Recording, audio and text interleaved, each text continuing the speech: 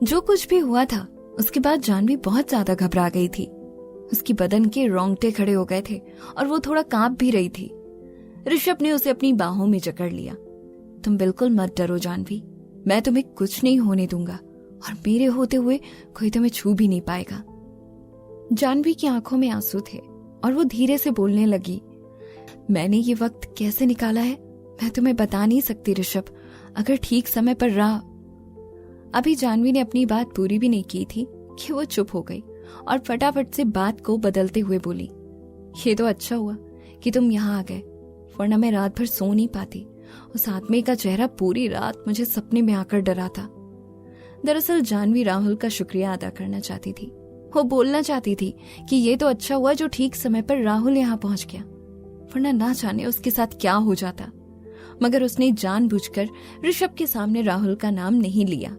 वो जानती थी कि ऋषभ राहुल को बिल्कुल पसंद नहीं करता और अभी थोड़ी देर पहले जो हुआ था उसके बाद वो कुछ भी ऐसा नहीं करना चाहती थी जो ऋषभ के मन में शक पैदा करे। वहीं ऋषभ भी कोई बेवकूफ नहीं था। वो बहुत अच्छे से जानता था कि जानवी क्या बोलते बोलते रुक गई, लेकिन जानवी ने अपनी बात बदल दी थी, इसीलिए ऋषभ ने ओवर रिएक्ट नहीं किया। उसने बड़े प्यार से जानवी का माथा चूमा और बोला, अब से तुम्हारे पास 4 बॉडीगार्ड रहेंगे और मुझे मना मत करना। अब तुम आराम से सोने की कोशिश करो।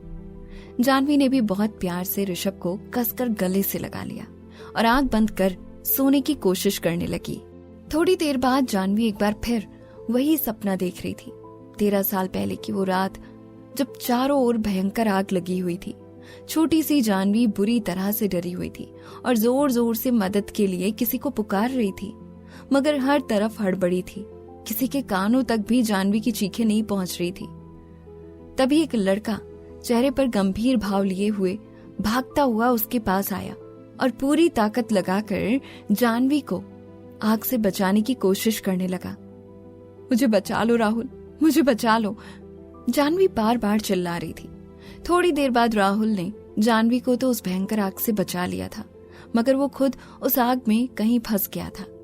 जानवी की आंखों से आंसू रुकने का नाम नहीं ले रहे थे और उसने इस वक्त राहुल के हाथ को कसकर पकड़ा हुआ था। तुम्हें कुछ नहीं होगा, मेरा हाथ मत छोड़ना। लेकिन चाह कर भी जानवी उसे बचा नहीं पा रही थी। तभी ऋषभ की आंख खुली तो उसने देखा कि जानवी बुरी तरह से सपने में तड़प रही है।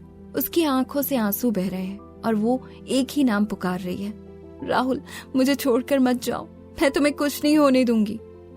अपनी पत्नी जानवी को इस हालत में देखकर ऋषभ मानो पागल सा हो गया। उसने जानवी को गले लगा लिया और प्यार से उसके सिर पर हाथ फेरने लगा।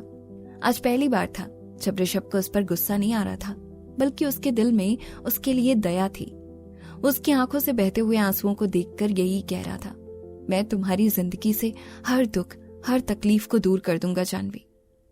देखते ही देखते दोनों को नींद आ गई। अगली सुबह जैसे ही जानवी की आंख खुली तो वो अपने बगल में देखकर हैरान रह गई, ये ऋषभ कहाँ गया? क्योंकि ऋषभ इस वक्त बिस्तर पर नहीं था। तभी वॉशरूम का दरवाजा खुला और ऋषभ टॉवल पहने बाहर आया। उसके बदन से पानी की बूंदें टपक रही थी और वो इस वक्त बहुत हैंडसम लग रहा था। उसे इस हाल में देख जानवी का मुंह खुला का खुला रह गया। उठकर सीधे उसके पास गई और उसने उसे गले से लगा लिया। तुम्हारा जाना बहुत जरूरी है क्या ऋषभ? आज से पहले जानवी ने इस तरह की जिद कभी नहीं की थी, मगर न जाने आज उसे क्या हुआ था कि वो ऋषभ को यहाँ से जाने नहीं देना चाहती थी। जानवी की यूं बच्चों की तरह हरकत देखकर ऋषभ के चेहरे पर मुस्कान आ गई और उसने उसे किस करते हुए कहा, तुम्हें क्या लगता है अगर जरूरी नहीं होता तो क्या मैं तुम्हें छोड़कर जाता? जानवी ने भी मुस्कुराते हुए ना में सिर हिलाया, कभी नहीं।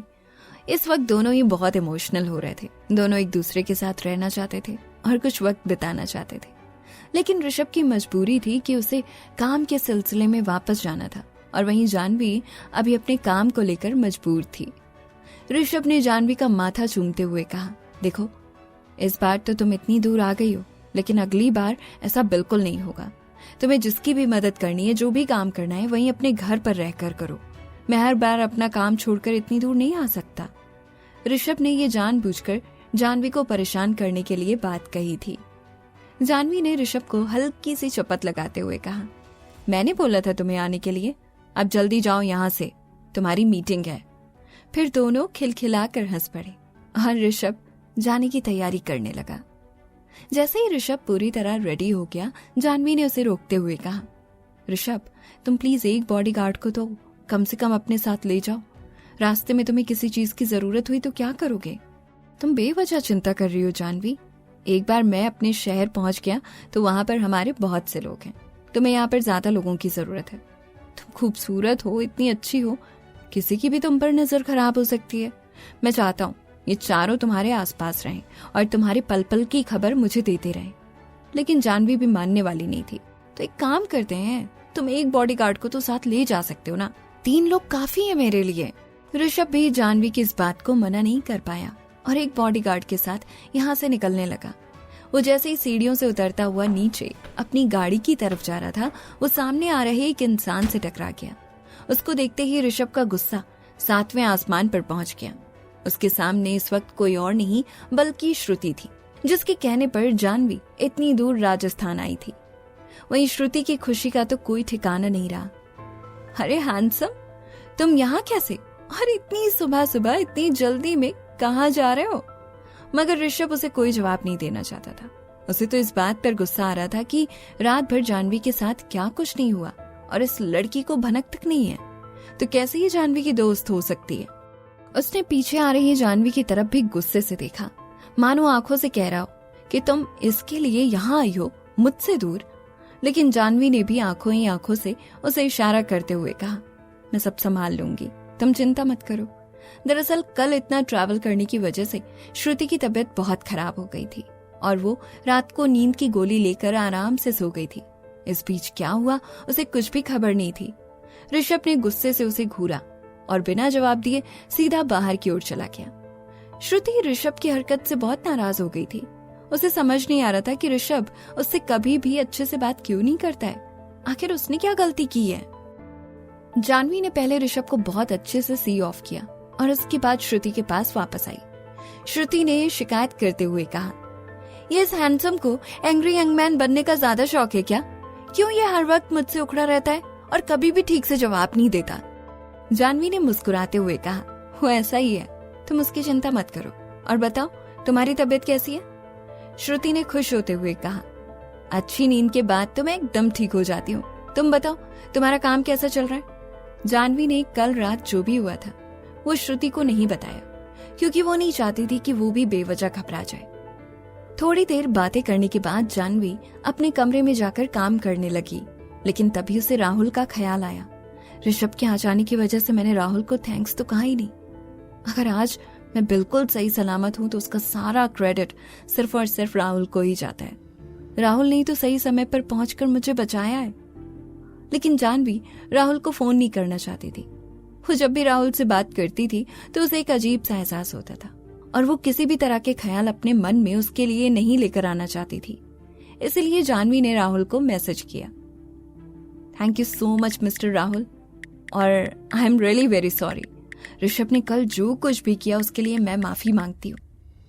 थोड़ी देर बाद राहुल का मैसेज आया, आप ठीक हैं? इससे ज्यादा मुझे कुछ नहीं चाहिए। आप एक अच्छी इंसान ही नहीं बल्कि बहुत ही टैलेंटेड है। आपकी जगह कोई भी होता तो मैं उसकी ऐसे ही मदद करता। राहुल की ये बात सुनकर जाह्नवी को मन में तसल्ली सी हुई। राहुल ने कहा कि मेरी जगह कोई भी होता तो उसकी मदद जरूर करता। इसका मतलब साफ है कि उसके दिल में मेरे लिए कोई भी दूसरा ख्याल नहीं है। न ही मुझे अब परेशान होने की कोई जरूरत है और न ही ऋषभ को। तभी जाह्नवी ने कुछ सोचते हुए राहुल को आगे मैसेज किया, आपने मेरे लिए इतना कुछ किया है और मैं आपके लिए कुछ नहीं कर पाई। मैं आपके पापा के लिए एक स्पेशल पेंटिंग बनाना चाहती हूँ। पहले तो राहुल बार बार मना करता रहा, लेकिन जाह्नवी की जिद करने के बाद उसने उसे बता दिया कि उसके पापा को किस तरह की पेंटिंग सबसे ज्यादा पसंद है।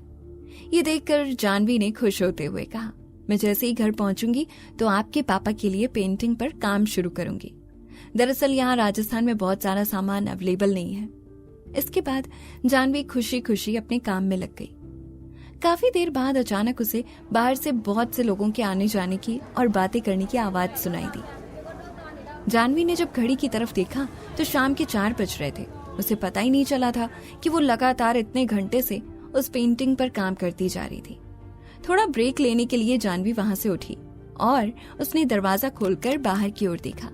बाहर बहुत से लोग थे जो इस पेंटिंग पर अलग अलग तरह के काम कर रहे थे।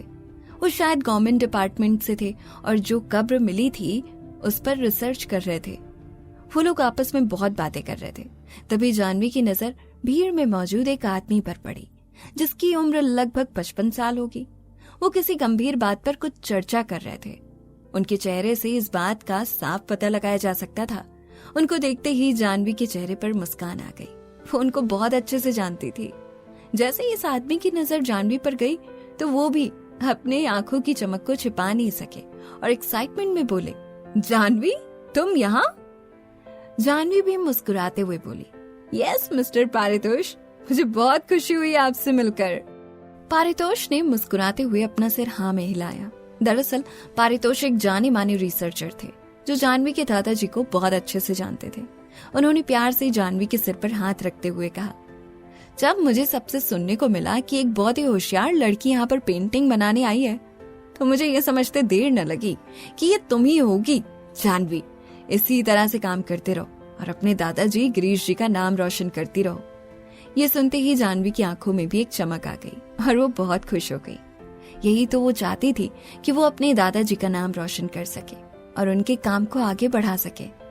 इतनी देर में पारितोष बात करते हुए आगे की ओर निकल गए, लेकिन एक आदमी था जो पीछे से छिपकर ये सब देख रहा था। इस आदमी की उम्र लगभग 70 साल होगी। उसने बहुत ही महंगे कपड़े पहने हुए थे और आंखों पर एक बढ़िया चश्मा लगाया हुआ था। लेकिन जैसे ही उसकी नजर जानवी पर पड़ी तो उसके होश उड़ गए। उसने जल्दी से अपना चश्मा उतारा और थोड़ा नजदीक आते हुए जानवी को देखने लगा। जानवी का ध्यान उस आदमी पर नहीं गया था। वो अपने ख्यालों में खोई हुई थी और वापस अंदर जाकर अपना काम फिर से शुरू करना चाहती थी। लेकिन न जाने क्यों इस आदमी के चेहरे के भाव कुछ बदल से गए थे। ऐसा लग रहा था जैसे उसके कदम लड़खड़ा रहे हैं और वो किसी भी पल गिर जाएगा। वो धीरे से बहुत बुदबुदाया, ये तो एकदम वही है, कोई हूबहू एक जैसा कैसे लग सकता है?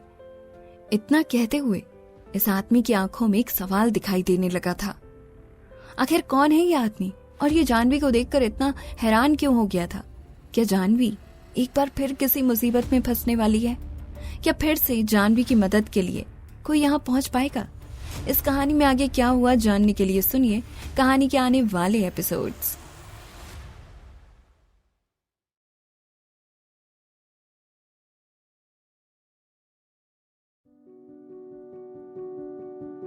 वो आदमी बहुत हैरानी से जानवी को देखता जा रहा था और उसका इस तरह से देखना जानवी को भी बहुत हैरान कर रहा था।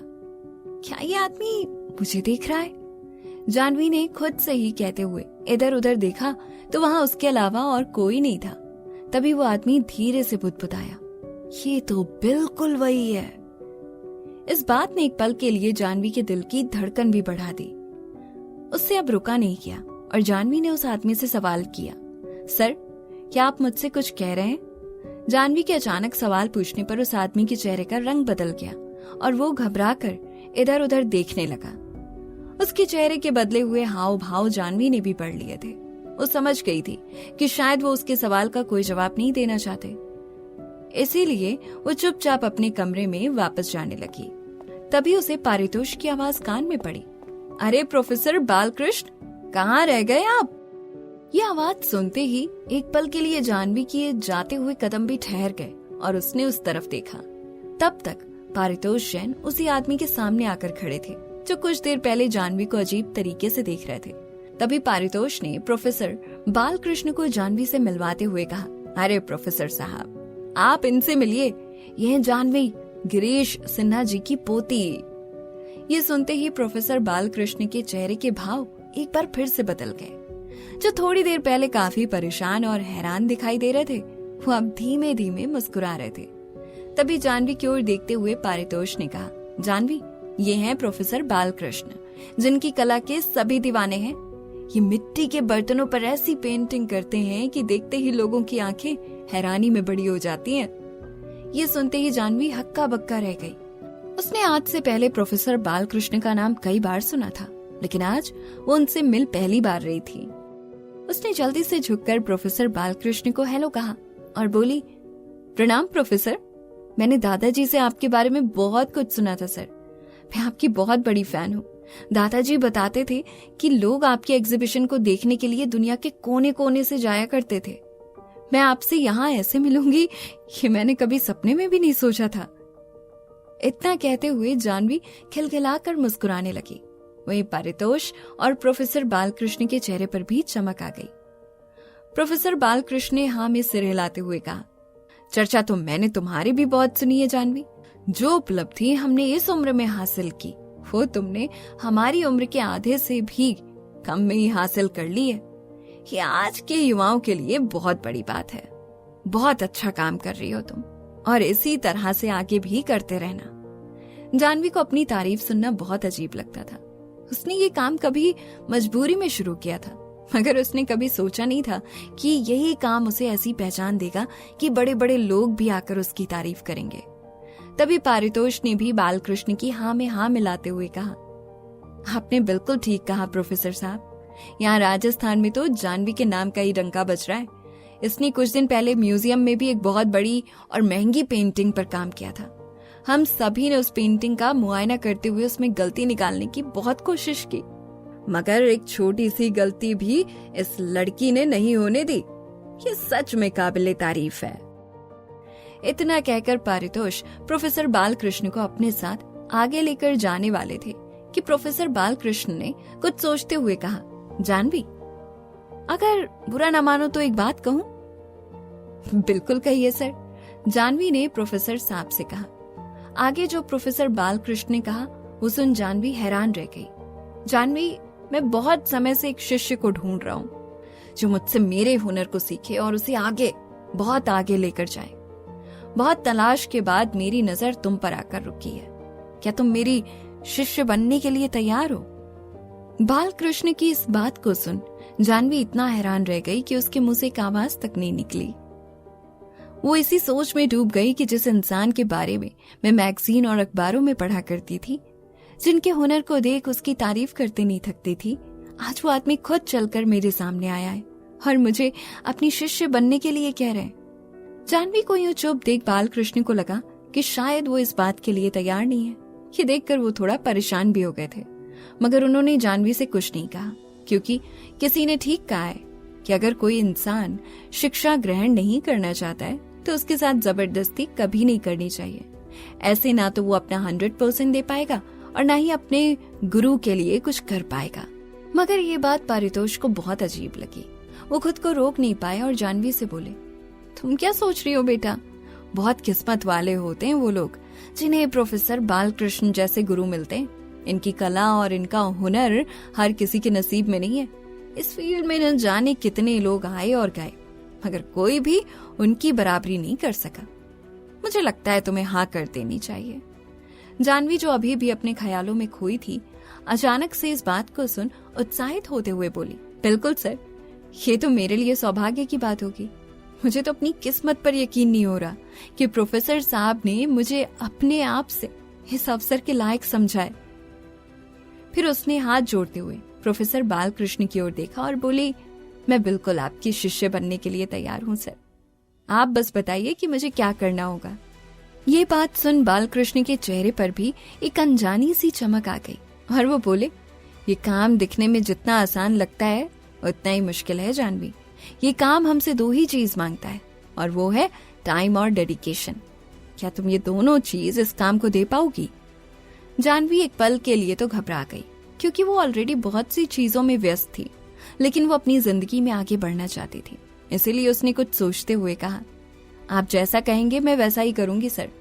मैं तो कब से इस कला को सीखना चाहती थी, लेकिन आप जैसा प्रोफेसर मुझे आज तक मिला ही नहीं। जानवी की आंखों में भी खुशी की लहर दौड़ गई। उसे लग रहा था शायद वो अपने दादाजी का नाम और भी रोशन कर पाएगी, लेकिन उसके मन में एक ही डर था और वो ये था कि वो प्रोफेसर बालकृष्ण को इतना वक्त देगी कैसे। वो कहाँ रहते हैं और उसे ट्रेनिंग के लिए कहाँ जाना होगा। उसके मन में थोड़ी देर पहले ऋषभ की कही गई बातें घूम रही थी, जिसमें ऋषभ ने साफ साफ कहा था कि इस काम के बाद वो कभी भी दिल्ली से बहुत ज्यादा दूर नहीं जाएगी और इतने दिनों के लिए तो कभी भी नहीं। उसके चेहरे की परेशानी पड़ते हुए प्रोफेसर बालकृष्ण ने पूछा, कोई परेशानी है तो तुम अभी बता सकती हो जानवी। नहीं सर, मैं परेशान नहीं हूँ, बस यही सोच रही थी, मैं यहाँ राजस्थान में नहीं रहती हूँ। मैं तो यहाँ सिर्फ इस असाइनमेंट के लिए आई थी। इस काम को पूरा करके मुझे वापस दिल्ली लौटना होगा, लेकिन आप यहाँ रहते हैं तो मुझे ये ट्रेनिंग करने में थोड़ी मुश्किल आ सकती है। जानवी का जवाब सुन प्रोफेसर बालकृष्ण धीरे धीरे मुस्कुराने लगे और बोले, तुम्हें जानकर बहुत खुशी होगी कि मैं यहाँ राजस्थान में नहीं बल्कि दिल्ली में ही रहता हूँ। ये सुनते ही जानवी तो मानो खुशी से उछल पड़ी। फिर तो मुझे कोई तकलीफ नहीं होगी सर, आप जब कहेंगे जहाँ कहेंगे आपकी ये शिष्य पहुंच जाएगी। जानवी की एक्साइटमेंट ने प्रोफेसर बालकृष्ण को भी बहुत उत्साहित कर दिया था। वो अब भी गौर से जानवी की आंखों में देख रहे थे। उसकी शक्ल बहुत हद तक उनकी बेटी से मिलती थी। तभी उन्होंने अपनी नजरें फेरते हुए कहा, तो ठीक है, फिर हमारी अगली मुलाकात अब दिल्ली में ही होगी। इतना बोलकर प्रोफेसर बालकृष्ण पारितोष के साथ आगे अपने काम के लिए बढ़ गए। वहीं जानवी खुश होते हुए अपने कमरे में चली गई। शाम को काम खत्म करने के बाद जानवी ने ऋषभ को फोन मिलाया, लेकिन काफी देर बेल बजने के बाद भी ऋषभ ने फोन नहीं उठाया। जानवी को थोड़ी हैरानी तो हुई, लेकिन उसने सोचा कि शायद ज्यादा काम होने की वजह से ऋषभ बिजी होगा। उसके मन में गुदगुदी सी भी होने लगी कि कहीं एक बार फिर ऋषभ उसे सरप्राइज देने के लिए यहाँ तो नहीं आ रहा। अभी वो इन्हीं ख्यालों में डूबी हुई थी कि उसके दरवाजे पर नॉक हुआ। उछलते हुए जानवी ने जैसे ही दरवाजा खोला तो सामने मौजूद शख्स को देख उसकी खुशी मानो कहीं गायब सी हो गई। उसने सोचा था कि ऋषभ होगा, लेकिन इस वक्त उसके सामने श्रुति थी। सॉरी यार जानवी, जो सामान तुमने मंगवाया था ना वो आया नहीं है, तुम्हें कल का दिन और इंतजार करना होगा। श्रुति की बात सुनकर जानवी का मुंह उतर गया। उसका काम लगभग होने की कगार पर था, लेकिन उसे कुछ जरूरी सामान की जरूरत थी जो उन्हें राजस्थान में कहीं भी नहीं मिल रहा था। कल के हुए हादसे के बाद वो वैसे भी यहाँ ज्यादा दिनों तक नहीं रुकना चाहती थी, मगर वो काम पूरा किए बिना भी यहाँ से नहीं जा सकती थी। इसलिए जानवी ने थोड़ा मायूस होते हुए कहा, कोई बात नहीं श्रुति, हम कल का दिन भी इंतजार करेंगे, लेकिन प्लीज तुम जल्दी से जल्दी सामान को मंगवाओ, वरना हम समय पर अपना काम पूरा नहीं कर पाएंगे। अभी जानवी ने अपनी बात पूरी ही की थी कि उसके फोन पर ऋषभ का कॉल आने लगा। जैसे ही श्रुति की नजर भी फोन पर नजर आ रहे ऋषभ के नाम पर गई तो वो हैरान हो गई और मन ही मन सोचने लगी, आखिर ऐसा क्या रिश्ता है इन दोनों में जो ये दिन रात सिर्फ जानवी को ही फोन करता है। लेकिन श्रुति ने ये सवाल जानवी से नहीं किया और वहां से उठते हुए बोली, तुम आराम से बात करो जानवी, मैं तुमसे कल बात करती हूँ। जानवी ने भी उसे नहीं रोका, क्योंकि वो भी इस वक्त सिर्फ और सिर्फ ऋषभ से ही बात करना चाहती थी। श्रुति के जाते ही जानवी ने ऋषभ का वीडियो कॉल उठाया और ऋषभ को एक टॉवल में देख हैरान रह गई। ये क्या हाल बनाया हुआ है ऋषभ? ऋषभ ने मुस्कुराते हुए कहा, तुम्हें मैं इसी हाल में अच्छा लगता हूँ ना, अब तुम्हारे पास नहीं आ सकता, कम से कम तुम्हें ये प्यार का एहसास तो दिला ही सकता हूँ। इतना कहकर ऋषभ ने जानवी को देखकर आंख मारी और शर्म के मारे जानवी के गाल किसी सेब की तरह लाल हो गए। थोड़ी देर तक दोनों इसी तरह से बातें करते रहे और फिर जानवी ने फोन रख दिया। जैसे ही रात के 10 बजे जानवी के दिल की धड़कन तेज हो गई, क्योंकि कल इसी समय पर कोई अनजान आदमी उसके कमरे में आ गया था। जानवी ने अच्छे से खिड़की और दरवाजों को चेक किया तो सब अच्छे से लॉक था और उसके बॉडीगार्ड भी बाहर पूरी तरह से चौकन्ने थे। जानवी सोने के लिए लेट गई। अभी कुछ ही देर बीती होगी कि उसे एक बार फिर वही सपना सताने लगा जो न जाने कितनी रात से उसे सोने नहीं दे रहा था, जहां भयंकर आग में वो बुरी तरह से बिलख रही थी और वो राहुल को बचाने की पूरी कोशिश कर रही थी, लेकिन नाकाम रही थी। राहुल, ये चिल्लाते हुए जानवी उठकर बैठ गई। उसकी आंखें आंसुओं से नम थीं और दर्द उसके चेहरे पर साफ दिखाई दे रहा था। उसने इधर उधर देखा तो उसे एहसास हुआ कि एक बार फिर से उसे उसी सपने ने नींद से उठा दिया था। अब जानवी को नींद नहीं आ रही थी तो वो उठकर खिड़की के पास जाकर खड़ी हो गई। अभी भी उसकी आंखों के सामने उसके राहुल का चेहरा घूम रहा था। तभी अचानक उसके कानों में किसी की बांसुरी बजने की आवाज सुनाई पड़ी। बांसुरी की धुन में इतना दर्द था जैसे मानो कोई रोकर अपने दर्द को बयान कर रहा हो। ये इस वक्त कौन हो सकता है जो इतनी दर्द भरी बांसुरी बजा रहा है? जानवी ने अपने मन में खुद से सवाल किया और फिर उसकी आंखों के सामने वो दिन आ गया जब वो बरगद के पेड़ के नीचे राहुल के साथ बैठी उससे बांसुरी बजाना सीख रही थी। राहुल को बांसुरी बजाने का बहुत शौक था और वो बहुत तरह तरह की धुन बजाया करता था। आज भी जो बांसुरी बजा रहा था ऐसा लग रहा था जैसे बार बार जानवी को अपनी तरफ खींच रहा हो। वो खुद को रोक नहीं पा रही थी और उसके पास अभी इसी वक्त पहुंच जाना चाहती थी। वो पूछना चाहती थी कि तुम इतने दर्द में क्यों हो, कौन हो तुम, और इस समय ये बांसुरी क्यों बजा रहे हो। न जानी जानवी के अंदर इतनी हिम्मत कैसे आ गई और उसने झट से आधी रात को दरवाजा खोल दिया। बाहर मौजूद बॉडीगार्ड अचानक जानवी को जगा हुआ देखकर पूछने लगे, क्या हुआ मैडम, सब ठीक तो है ना? जानवी ने कुछ सोचते हुए कहा, बस मुझे नींद नहीं आ रही थी, मैं थोड़ा बाहर टहलना चाहती हूँ, क्या आप लोग मेरे साथ चलेंगे? जानवी इस वक्त किसी भी कीमत पर बाहर अकेले नहीं जाना चाहती थी। वो लोग जानवी के पीछे पीछे चल दिए। गेट के बाहर जानवी को एक लंबा सा इंसान बांसुरी बजाता हुआ दिखाई दिया। उसकी पीठ देखने पर ऐसा लग रहा था जैसे वो कोई और नहीं बल्कि राहुल हो। ये देख जानवी के दिल की धड़कन तेज हो गई। आखिर कौन है ये आदमी और इस वक्त जानवी के गेस्ट हाउस के सामने क्या कर रहा है? क्या राहुल और जानवी के बीच नजदीकियां बढ़ जाएंगी? क्या जानवी और ऋषभ एक दूसरे से अलग हो जाएंगे? इस कहानी में क्या हुआ जानने के लिए सुनिए कहानी के आने वाले एपिसोड्स।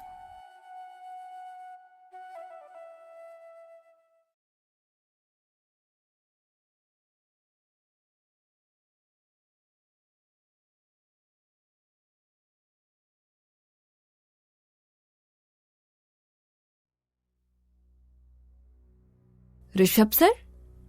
यही शब्द सुनकर जानवी को अचानक लगा कि कहीं वो सपना तो नहीं देख रही है। ऋषभ तो आज सुबह ही यहाँ से निकला है, तो उसका इतनी जल्दी वापस आना तो पॉसिबल नहीं। ये सोचते हुए जानवी ने जैसे ही अपना सिर घुमाया तो वो शॉक्ड हो गई, क्योंकि उसके सामने वास्तव में ऋषभ ही खड़ा हुआ था। जानवी को अपनी आंखों पर यकीन नहीं हो रहा था। वो उसे एकटक देखती रह गई। तभी बॉडीगार्ड ने अपनी आवाज को जोर देते हुए जानवी से कहा, मैडम, ये सच में ऋषभ सर ही हैं, शायद वो आपको ही ढूंढ रहे हैं। तभी जानवी को महसूस हुआ कि वाकई में कोई सपना नहीं था, ऋषभ सच में उसके सामने खड़ा था। उसने चौंकते हुए ऋषभ से पूछा, ऋषभ, तुम यहाँ अचानक यहाँ कैसे?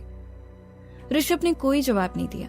वो बस चुपचाप उसकी ओर देख रहा था। उसकी आंखों में निराशा, गुस्सा और नाराजगी साफ साफ नजर आ रही थी। जानवी ने उसकी आंखों में अपने लिए इतना गुस्सा, नाराजगी पहले कभी नहीं देखी थी। एक पल के लिए उसे लगा जैसे उसने कुछ गलत कर दिया है। उसने झिझकते हुए ऋषभ से कहा, ऋषभ, वो मुझे नींद नहीं आ रही है।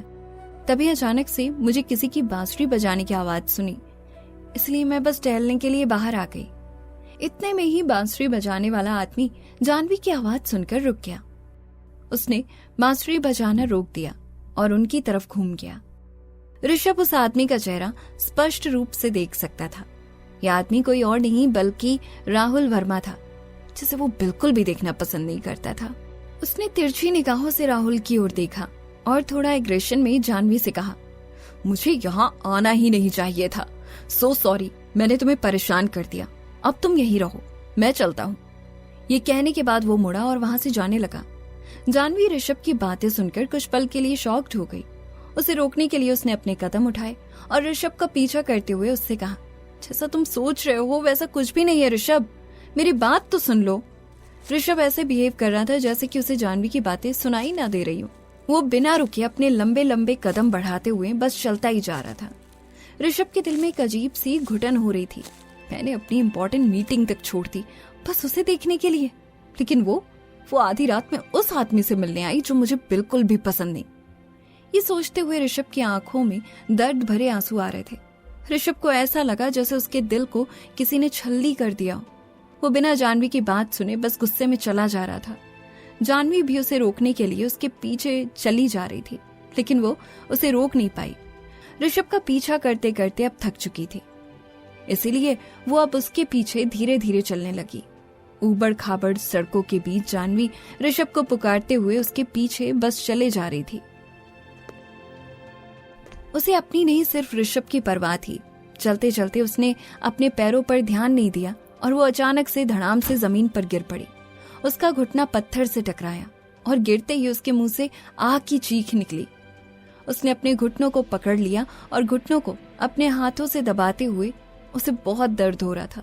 ऋषभ ने जाह्नवी की चीख सुनी तो वो चलते चलते अचानक से रुक गया और जैसे ही उसने पीछे मुड़कर देखा तो जाह्नवी दर्द से कराहती हुई जमीन पर बैठे हुई थी। जाह्नवी की इस हालत को देखकर वो भौचक्का रह गया और जल्दी से जाह्नवी की तरफ दौड़ पड़ा। वो जाह्नवी के पास नीचे बैठ गया और घबराते हुए उसने जाह्नवी से थोड़ा गुस्से में कहा, तुम इतनी लापरवाह कैसे हो सकती हो? तुमसे किसने कहा था मेरे पीछे पीछे आने को? ऋषभ घबराते हुए जाह्नवी के हाथ, पैर, चेहरे सब जगह छू छू कर देख रहा था और उससे बस पूछे जा रहा था, तुम्हें कहाँ चोट आई है? बताओ मुझे, बताओ जाह्नवी। ये यहाँ पैर के। जाह्नवी ने झिझकते हुए दबी हुई आवाज में ऋषभ से कहा। जैसे ऋषभ ने जाह्नवी के घुटने की तरफ देखा वो घबरा गया। उसने जाह्नवी के घुटने की चोट को देखते हुए गुस्से में कहा, जाह्नवी तुम पागल हो क्या? कितनी चोट लग गई है तुम्हें घुटने में? जाह्नवी ने धीमी आवाज में ऋषभ से कहा, मैं तो बस तुम्हें रोकने की कोशिश कर रही थी। मैंने रोड पर मौजूद इन पत्थरों पर ध्यान नहीं गया ऋषभ। जाह्नवी ने भौहें चढ़ा ली। ऋषभ को देखते हुए उसकी आंखें आंसुओं से भर गई। उसका गोरा नाजुक सा चेहरा रोने के कारण लाल हो गया था। ऋषभ ने उसके गुलाबी मासूम से चेहरे को देखा तो उसका आधे से ज्यादा गुस्सा शांत हो गया। उसने दबी हुई आवाज में जाह्नवी से कहा, पहले तुमने ही मुझे गुस्सा दिलाया और अब? जाह्नवी ने धीमी आवाज में ऋषभ से कहा, तुम मुझे गलत समझ रहे हो ऋषभ, मेरी पूरी बात तो सुन लेते। मुझे सच में नहीं पता था कि वो मिस्टर वर्मा थे। कि वो राहुल नहीं है ऋषभ जिसके बारे में तुम सोच रहे हो। क्योंकि जाह्नवी ऋषभ को समझाने के लिए उत्सुक थी इसलिए वो बस बोले जा रही थी, पर अगले ही पल वो बोलते बोलते रुक गई। यहाँ मिस्टर वर्मा भी छिपकर जाह्नवी के पीछे पीछे आए हुए थे। उसने देखा कि जाह्नवी जमीन पर गिर गई थी और उसे दर्द हो रहा था। वो भी अपने पैरों से जल्दी जल्दी जाह्नवी की ओर बढ़ रहा था। जैसे उसने एक कदम और जाह्नवी के नजदीक आने को उठाया, ऋषभ ने उसे देख लिया। उसने जाह्नवी से कहा, चलो अब हम यहाँ से वापस चलते हैं। उसने अपना एक हाथ उसके पैर के नीचे और दूसरा हाथ उसकी बांह के नीचे बढ़ाया। उसे जमीन से उठाकर अपनी गोद में उठाया और गेस्ट हाउस के गेट की ओर चल दिया। जाह्नवी को गोद में उठाए ऋषभ लंबे लंबे कदमों के साथ जल्दी जल्दी आगे चल रहा था। ये देखकर राहुल वहीं रुक गया और उसने अपने इमोशन को कंट्रोल किया। वो वहीं खड़ा खड़ा जाह्नवी को ऋषभ के साथ जाते हुए देख रहा था। कुछ देर के बाद वो धीरे धीरे घूमा और वापस से उस पुराने पुल की ओर चला गया और उसने फिर से बांसुरी बजाना शुरू कर दिया। पर अब उसकी बांसुरी की धुन में उदासी झलक रही थी। अभी रात खत्म नहीं हुई थी। गहरी अंधेरी काली रात, चारों तरफ एक अजीब सा सन्नाटा पसरा हुआ था। सुनसान पुल पर चेयर पर चंद्रमा की धुंधली ठंडी रोशनी में वो अकेला बैठा हुआ था और अकेलापन महसूस कर रहा था। यहाँ जाह्नवी को गोद में उठाए ऋषभ ने चलते हुए तिरछी नजरों से पीछे मुड़कर देखा और जब उसे राहुल की परछाई नहीं दिखाई दी तब ऋषभ धीमा हुआ और उसने सुकून से थोड़ी सांस लेते हुए जाह्नवी से पूछा, जाह्नवी क्या अभी भी पैर में दर्द हो रहा है?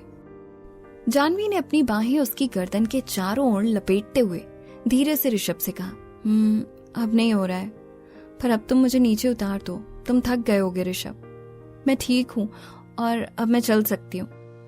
जैसी हो चुपचाप वैसी ही रहो, वैसे भी हम बस पहुंचने ही वाले हैं अब, ऋषभ ने थोड़ा ऊंची आवाज में जाह्नवी से कहा। जाह्नवी उसे रोक नहीं सकी इसलिए उसने हार मान ली। उसने देखा कि ऋषभ का गुस्सा अब पहले से शांत है।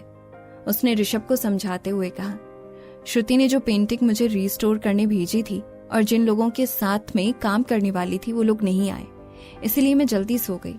फिर तभी मेरे कान में बांसुरी बजने की आवाज सुनाई दी ऋषभ। मैं जाग गई और फिर मैं सो ही नहीं पा रही थी। वो धुन इतनी अट्रैक्टिव थी ऋषभ कि मैं खुद को रोक नहीं पाई और मैं देखने के लिए बाहर आ गई। मैं सच कह रही हूँ ऋषभ, मुझे नहीं पता था कि वो राहुल, मेरा मतलब वो बांसुरी बजाने वाला आदमी कोई और नहीं बल्कि मिस्टर वर्मा थे। ऋषभ जाह्नवी की बातें सुनकर भी चुपचाप था। उसके चेहरे पर किसी भी तरह का कोई रिएक्शन नहीं था। जाह्नवी को नहीं पता था कि ऋषभ उसकी बात पर विश्वास करेगा या नहीं। ये सोचते हुए उसने अपना हाथ उठाया, धीरे से उसके धूल भरे चेहरे को छुआ और कुछ गुस्सा जताते हुए ऋषभ से कहा, तुम तो आज सुबह यहाँ से किसी अर्जेंट मीटिंग के लिए निकले थे ना, फिर तुम अचानक यहाँ इतनी रात में आ गए, क्यों? मुझे पता है ऋषभ, तुम्हें बहुत काम रहता है, तो तुम्हें यहाँ आने की जरूरत नहीं थी ऋषभ। तुम्हारे बॉडीगार्ड्स हैं ना मेरी सेफ्टी के लिए, और मैं बिल्कुल ठीक हूँ ऋषभ। ऋषभ ने अपने होंठ भींचे और वो चुप रहा। अपने मन ही मन में वो ये सोच रहा था कि कोइंसिडेंटली मैं यहाँ आ गया। अगर मैं यहाँ नहीं आता तो जानवी और राहुल की बातचीत होती। जब इस राहुल वर्मा से मेरी मुलाकात हुई थी तो उसने गुस्से में उसे बताया था कि वो राहुल गुप्ता है। वो ये सोचने से भी घबराता था कि अगर जानवी ये जानती थी कि राहुल वर्मा ही राहुल गुप्ता है, वही राहुल जिसके बारे में वो दिन रात सोचती थी, वो न जाने कैसे रिएक्ट करेगी। किसी गहरे ख्याल में डूबे हुए सोचते सोचते वो वापस गेस्ट हाउस पहुंच जाते हैं। ऋषभ ने आराम से जानवी को बेड पर लेटा दिया, उसकी पैंट उतारने में उसकी मदद की और उसके घुटने की चोट को देखा। उसके गोरे घुटने पर एक लाल धब्बा था जो थोड़ा सूजा हुआ दिखाई दे रहा था। वो तुरंत बाथरूम में गया और एक तौलिए को बेसिन में ठंडे पानी में गीला किया, एक्स्ट्रा पानी निचोड़ा और जानवी के पास जाकर धीरे धीरे उसके घुटने पर कुछ देर के लिए ठंडी सिकाई की। ठंडी सिकाई से सूजन कम हो सकती थी और दर्द से भी राहत मिल सकती थी। वो फिर से बाथरूम में गया, दूसरा तौलिया बेसिन से दोबारा गीला किया और जानवी के चेहरे पर आंसू और हाथ पर लगी धूल पोंछी। ये देख कर के ऋषभ काफी परेशान हो रहा है। जानवी ने उससे कहा, मैं ठीक हूँ ऋषभ, प्लीज तुम कुछ देर आराम कर लो, इतना परेशान होने की जरूरत नहीं है ऋषभ। उसने आज दिन भर में 2 फ्लाइट्स चेंज की, कार में इतना लंबा सफर तय किया। वो दिन भर बिना रुके कंपनी में बिजी रहता था। वो ऋषभ को समझ नहीं पाई कि जो व्यक्ति जिसके लिए उसका काम उसकी प्रायोरिटी होता है, वो इस तरह अपना समय क्यों बर्बाद करेगा। वो हर दिन उसे देखने के लिए भाग दौड़ करता था। ये बिल्कुल भी नॉर्मल नहीं था जो उसके जैसा कोई इंसान करेगा। ऋषभ ने अपना सिर हिलाया और फ्रेश होने के लिए बाथरूम में चला गया। वो जल्दी से फ्रेश अप होकर बाहर आ गया। जानवी के पास आकर वो उसके बिस्तर के किनारे बैठ गया और उसने बड़े ही शांत भाव से जानवी से कहा, काफी रात हो गई है, तुम्हें अब आराम करना चाहिए। जानवी को अंदर ही अंदर बुरा लग रहा था। उसे लग रहा था कि आज रात जो हुआ कहीं ना कहीं उसने कुछ गलत किया था। उस बांसुरी की धुन को सुनकर वो खुद को रोक नहीं पा रही थी। ये धुन उसे राहुल की याद दिला रही थी, जिसका नाम वो अक्सर अपने सपनों में लिया करती थी। पर इतनी रात में कोई भी अपनी पत्नी को बाहर किसी और इंसान के साथ देखेगा तो वो गलत ही समझेगा, और इसीलिए ऋषभ का गुस्सा होना जायज भी था। तभी उसे याद आया कि हर बार जब उसे गुस्सा आता था तो ऋषभ उसे किस तरह किस करने लगता था और उसे अपनी बाहों में कसकर जकड़ लेता था और कुछ ही देर में उन दोनों में सुलह हो जाती थी।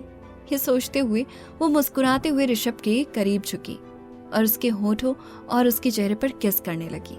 उसने उसके बदन पर धीरे धीरे अपने हाथों को बढ़ाते हुए कसकर उसे अपनी बाहों में जकड़ लिया।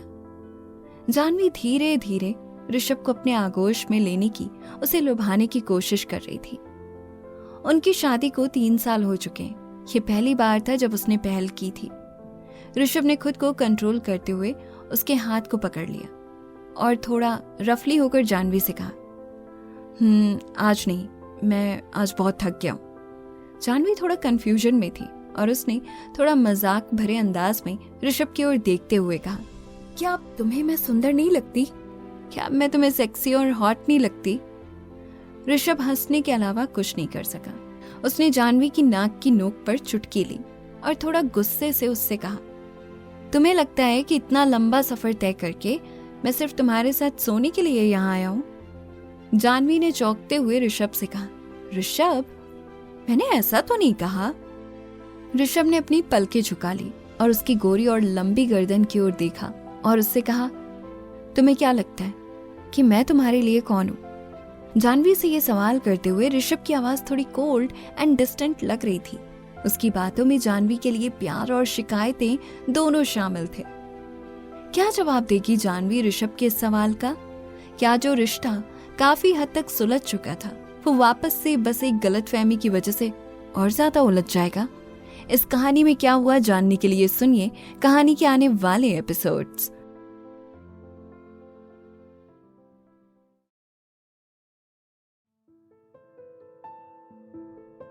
ऋषभ, तुम कभी मुझसे इस तरह से बात नहीं करते। क्यों नाराज होने का हक सिर्फ मेरा है। वैसे ऋषभ गुस्से में भी कितने अच्छे लगते हैं ना। खुद से मन ही मन ये कहते हुए जानवी ने प्यार भरी नजरों से ऋषभ की ओर देखा और उसने अपनी बाहें ऋषभ के गले में डाल दी। उसकी थकी हुई और लाल आंखों को देखते हुए जानवी ने धीरे से ऋषभ से कहा, तुमने अपनी आंखें आईने में देखी है?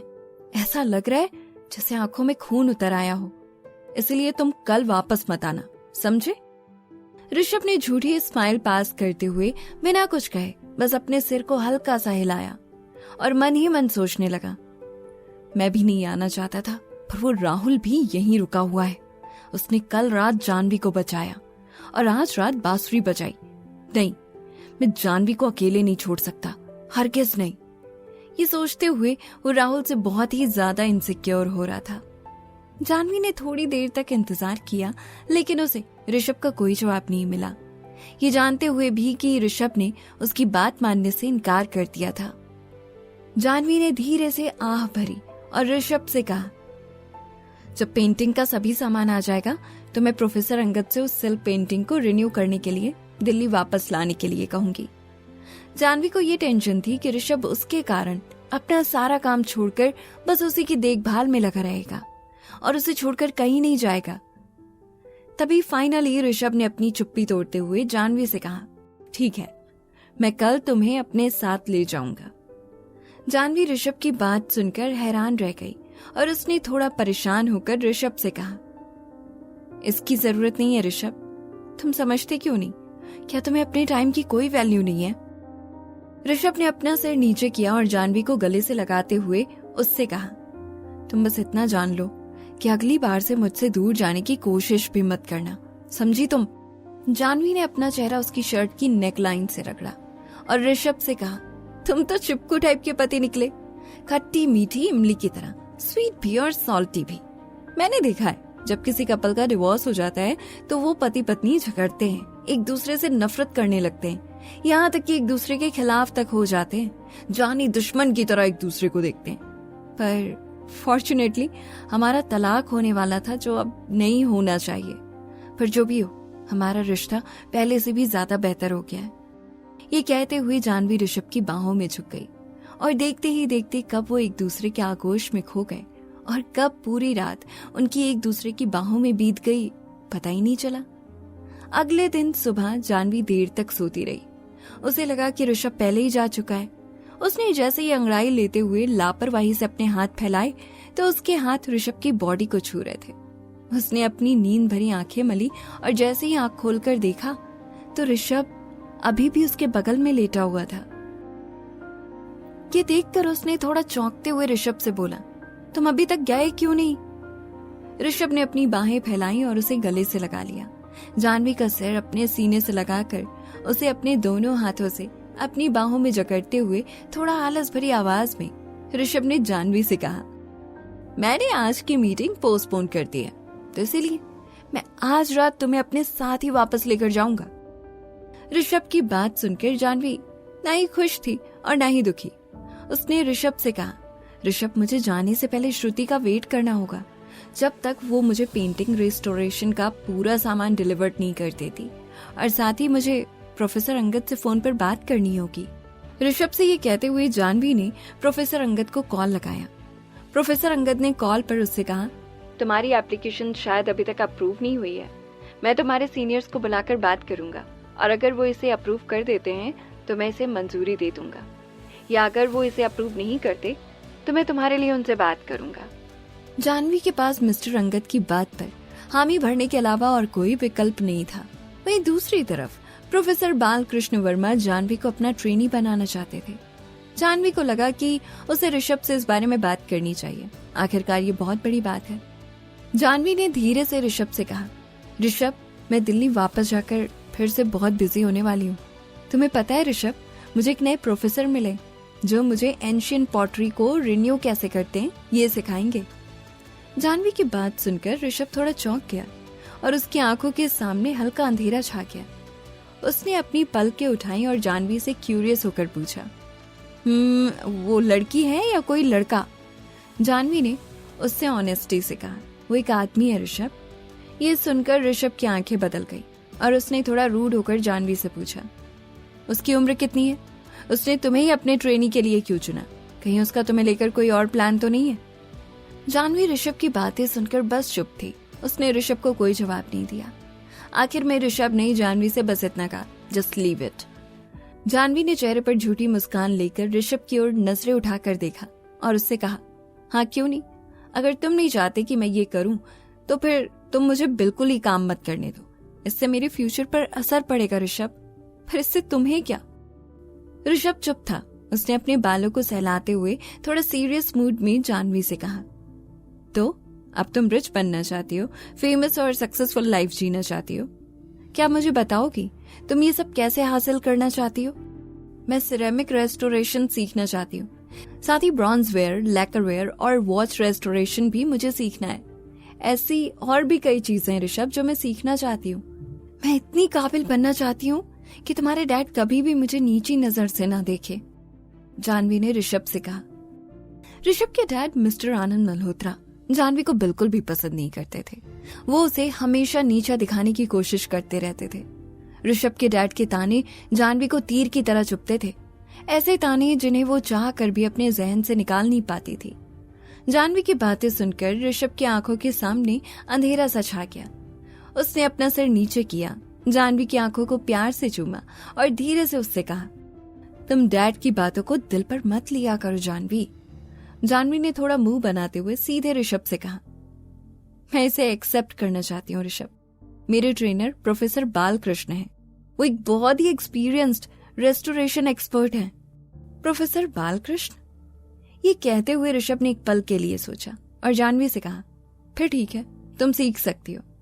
जानवी ने ऐसे अचानक एकदम से ऋषभ की हामी सुनकर उसने अपनी भौहें उठाई और सीरियस होकर ऋषभ से कहा, एक मिनट ऋषभ, मैं सच में उनसे आर्ट सीखना चाहती हूँ और तुम्हें मजाक सूझ रहा है?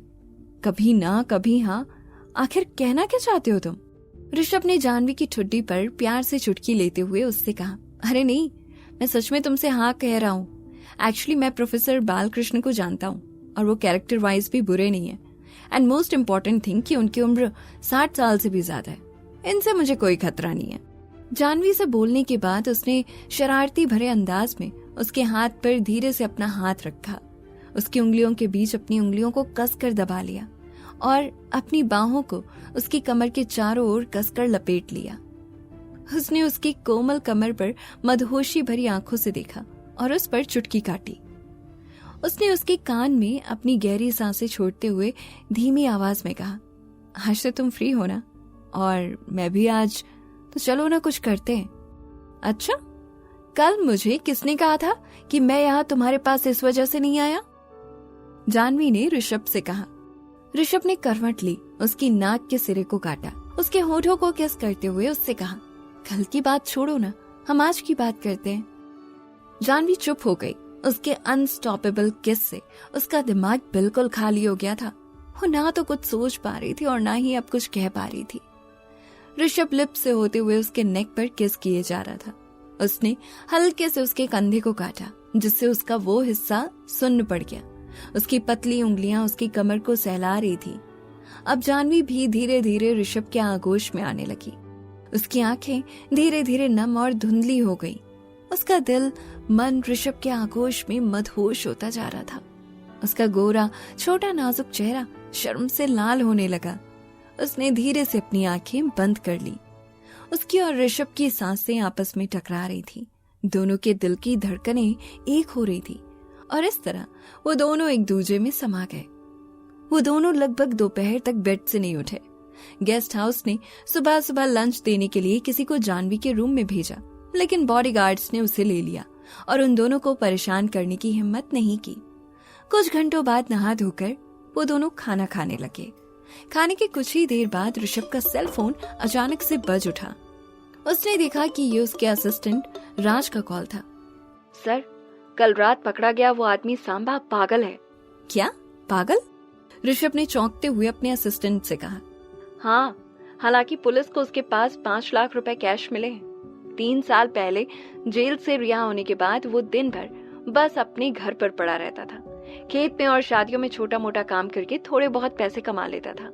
मैंने पता किया, वो एक नंबर का जुआरी भी है। उसके लिए 5 लाख रुपए जमा करना इम्पॉसिबल है। इसीलिए साफ बात है कि इस सांबा को ऐसा करने के लिए किसी ने उकसाया था, राज ने ऋषभ को बताया।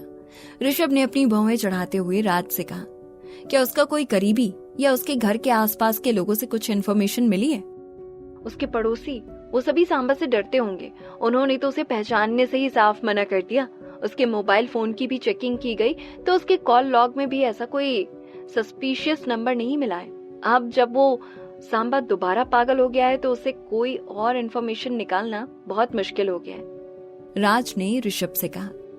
ऋषभ ने गुस्से में फोन को जोर से दबाते हुए राज से कहा, क्या वो सच में पागल है या फिर पागल होने का नाटक कर रहा है? उसकी हरकतें तो पागलों की तरह ही होती हैं। इंस्पेक्टर ने बताया कि वो अपना सिर दीवार पर पटक रहा था और जोर जोर से चिल्ला रहा था, यहाँ भूत है, भागो सब यहाँ से। एक अलग तरह की उत्तेजना महसूस की गई है उसमें। राज ने ऋषभ से कहा। राज की बात सुनकर ऋषभ की आंखें ठंडी पड़ गईं। उसने राज से क्यूरियस होकर पूछा, एक्साइटेड? लेकिन क्यों? उसके एक्साइटमेंट का रीजन पुलिस ने सीक्रेट रखा है और जब तक वो सांबा थोड़ा नॉर्मल नहीं हो जाता तब तक गहराई से कुछ भी जांच करना या पता लगाना आसान नहीं होगा। आखिरकार राहुल सर उसे पहले ही बहुत मार चुके हैं। अगर हम अपनी तरफ से ज्यादा गहराई से चेकिंग करेंगे तो वो फंस जाएंगे। राज ने ऋषभ से कहा, मैं वापस आकर तुमसे इस बारे में बात करूंगा। अपने मैनेजर राज से ये कहते हुए ऋषभ ने फोन काट दिया। दोपहर 1 या 2 बज रहे थे। श्रुति ने एंशिएंट सिल्क पेंटिंग के रेस्टोरेशन के लिए सभी इम्पोर्टेंट सामान रेडी करके जानवी को दिया। प्रोफेसर अंगद ने भी गुड बाय कहा और जानवी और ऋषभ गेस्ट हाउस से वापस दिल्ली के लिए निकल गए।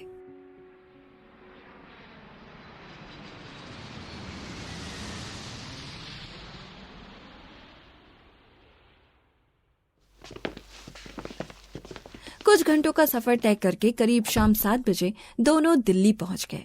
ऋषभ ने ड्राइवर से जानवी को घर ले जाने के लिए कहा और वो दूसरी कार में बैठकर सीधे महाजन एंड सन्स के ऑफिस पहुंच गया। ऋषभ ने मिस्टर महाजन के ऑफिस का दरवाजा खटखटाया। उस वक्त ऋषि महाजन ऑफिस के अंदर अपने मैनेजर को कुछ समझा रहे थे। ऋषभ को अचानक आते देख मिस्टर महाजन पूरी तरह से चौंक गए। उन्होंने झूठी मुस्कान के साथ अपना हाथ उठाते हुए ऋषभ को हाय कहा और पहले अपने मैनेजर को बाहर भेजा। मैनेजर बाहर गया। मैनेजर ने मुस्कुराते हुए ऋषभ का वेलकम करते हुए उससे कहा, ऋषभ सर, आपने आने से पहले बताया होता तो मैं आपको लेने के लिए किसी को नीचे भेज देता। अच्छा, बताइए आप क्या लेंगे? क्या मैं अंदर जाऊं? मुझे मिस्टर महाजन से कुछ जरूरी बात करनी है। मिस्टर महाजन के मैनेजर से ये कहकर ऋषभ तुरंत ऑफिस के अंदर चला गया। ऋषभ ने अंदर जाकर तुरंत अपनी आवाज में जोर देते हुए मिस्टर महाजन से कहा, भानगढ़ गांव, गेस्ट हाउस, सांबा। मिस्टर महाजन ऋषभ के मुंह से ये सुनकर शॉक्ड रह गए। उन्होंने लड़खड़ाई हुई आवाज में ऋषभ से कहा, तुम्हारा मतलब क्या है और मुझसे ये क्या पूछ रहे हो? ऋषभ ने मिस्टर महाजन की ओर घूरते हुए देखा और कहा, चाहे आपने या आपकी पत्नी ने सांबा को वैसा करने के लिए किसी को भेजा हो, ये गलती दोबारा रिपीट मत करना और अगर दोबारा ऐसा हुआ तो फिर माया के साथ रूड होने के लिए मुझे दोष मत देना। मिस्टर महाजन से इतना कहकर वो मुड़ा और वहां से चला गया। जैसे ही वो दूर गया, मिस्टर महाजन ने उसकी पीठ की ओर देखा। वो इतने गुस्से में थे कि उनके गुस्से की तब कोई लिमिट नहीं थी। क्या मिस्टर महाजन ने ही जानवी को चोट पहुंचाने के लिए सांबा को पैसे दिए थे? आखिर राहुल क्यों हर वक्त जानवी के आसपास ही रहता था? आखिर क्या रिश्ता था उसका जानवी से? क्या ऋषभ जानवी और राहुल के एक दूसरे के करीब आने के मिसअंडरस्टैंडिंग्स को दूर कर पाएगा या फिर उसके और जानवी के रिश्ते में दरार आ जाएगी? क्या होगा इस कहानी में आगे जानने के लिए सुनिए कहानी के आने वाले एपिसोड्स।